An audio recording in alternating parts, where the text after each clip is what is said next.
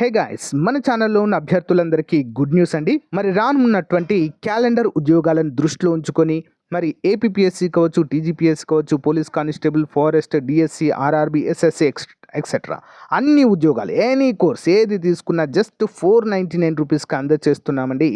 So 6 months వ్యాలిడిటీతో అయితే అందజేస్తున్నాం. కొన్నిటికి 1 year వ్యాలిడిటీ కూడా ఉంది ఫ్రెండ్స్.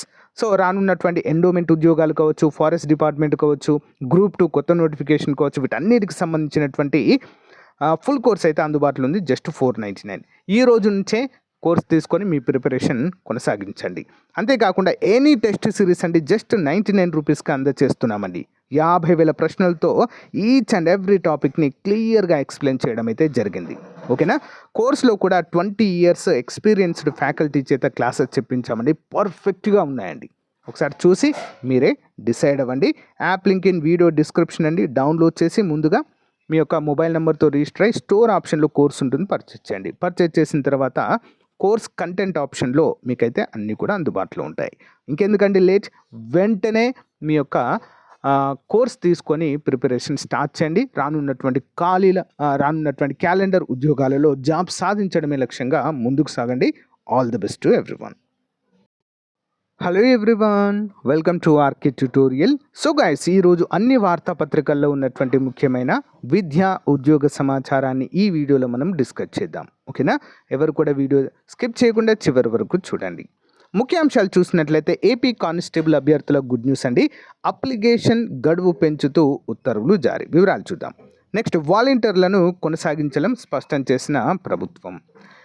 నెక్స్ట్, మరొక పరీక్షను వాయిదా వేయాలంటూ అభ్యర్థుల డిమాండ్ అండి. మరి అదేంటి అనేది చూద్దాము.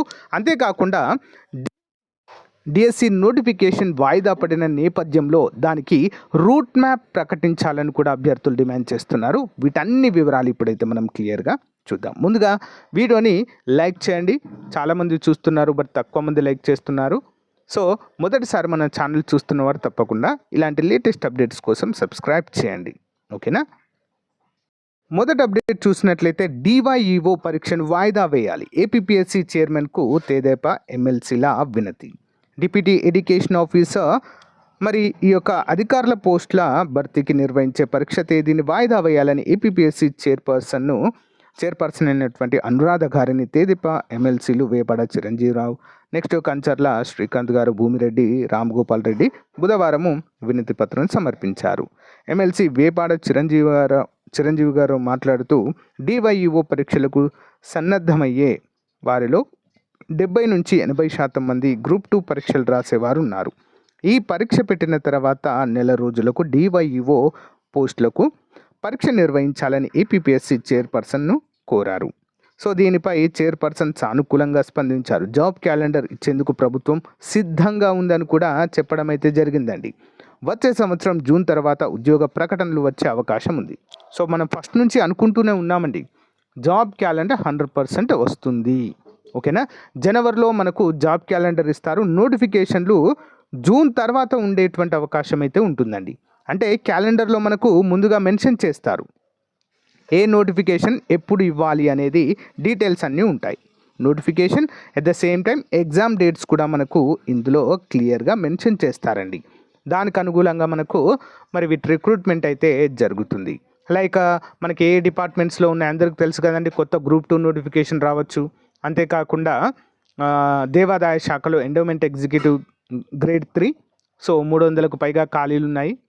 నెక్స్ట్ వాటితో పాటుగా ఫారెస్ట్ డిపార్ట్మెంట్లో beat officer, assistant beat officer ఖాళీలు, సో ఇంకా చాలా ఖాళీలు అయితే మనకు అందుబాటులో ఉన్నాయండి.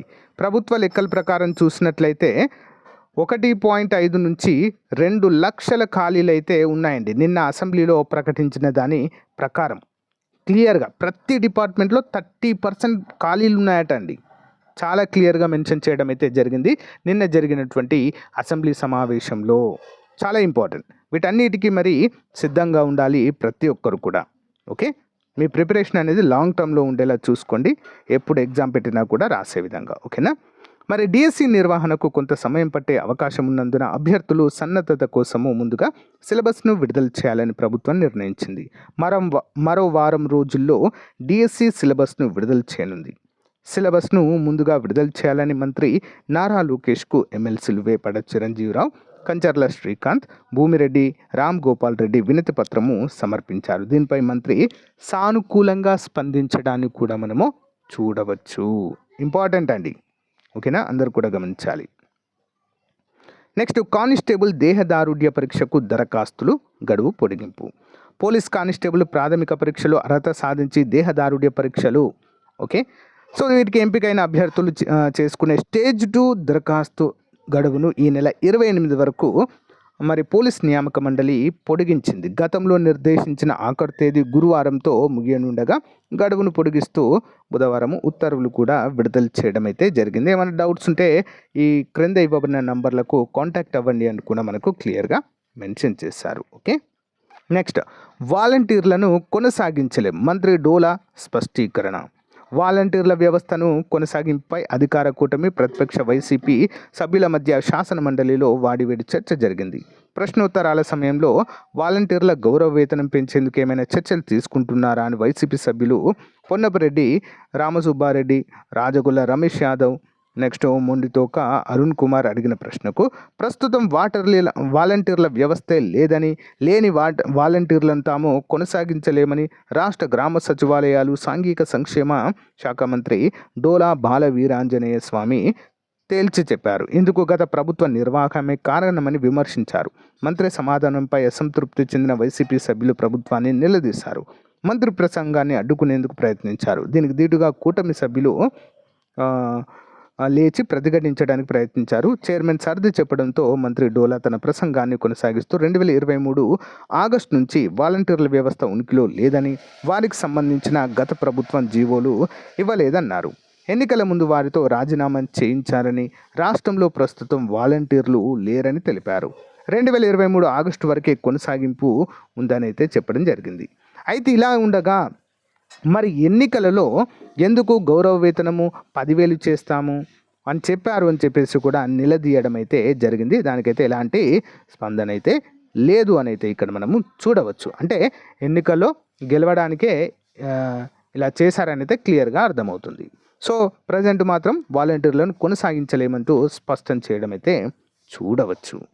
నెక్స్ట్, డిఎస్సి 2024 రూట్ మ్యాప్ ప్రకటించాలి, PDF. Okay, DSC 2024 route map ప్రకటించాలని పీడిఎఫ్ ఎమ్మెల్సీలు ఐ వెంకటేశ్వరరావు, కెఎస్ లక్ష్మణ్ రావు కోరారు.